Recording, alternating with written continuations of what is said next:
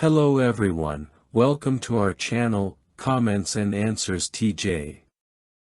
I hope all of you are doing well. In this video, we will prepare for the book study, Complete Testimony, for the week of April 14th to 20th. This week we will study chapter 25, paragraphs 5 to 7, and the box.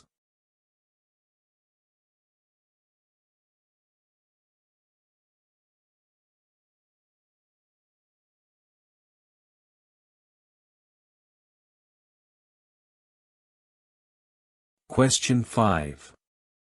How did Festus act in the case of Paul? Festus acted unjustly by trying to please the Jews in the case of Paul.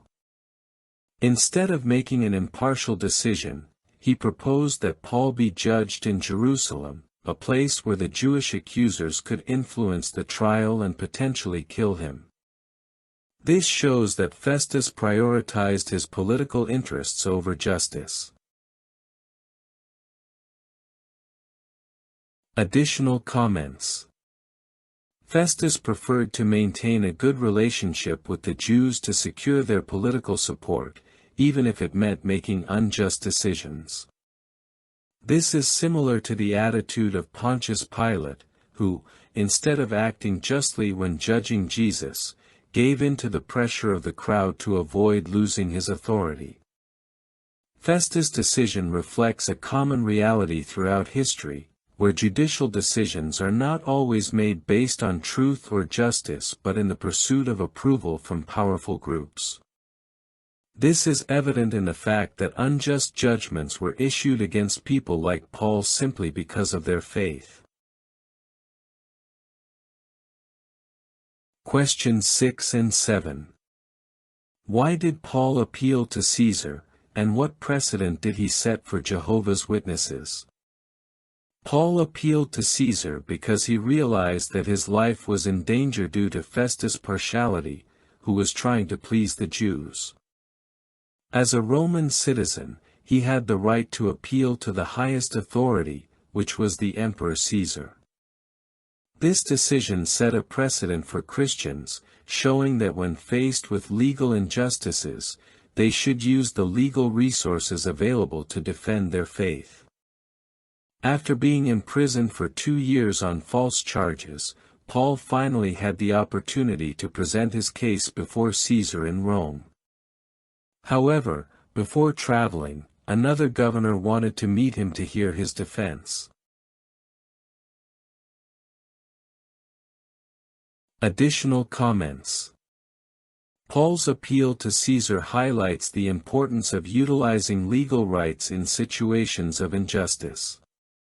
This is relevant for Jehovah's Witnesses today, who follow Paul's example by using the legal system available to protect their right to preach and practice their faith, as mentioned in Psalm 94 verse 20, which highlights the importance of justice in the actions of God's enemies. Paul's appeal was not only a legal tactic but also a way of showing that, as a Roman citizen, he should not be treated unjustly.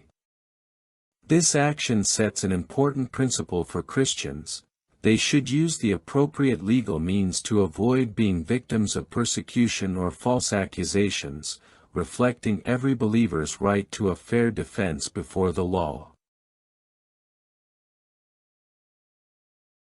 Comments from the box: Modern appeals in favor of true worship.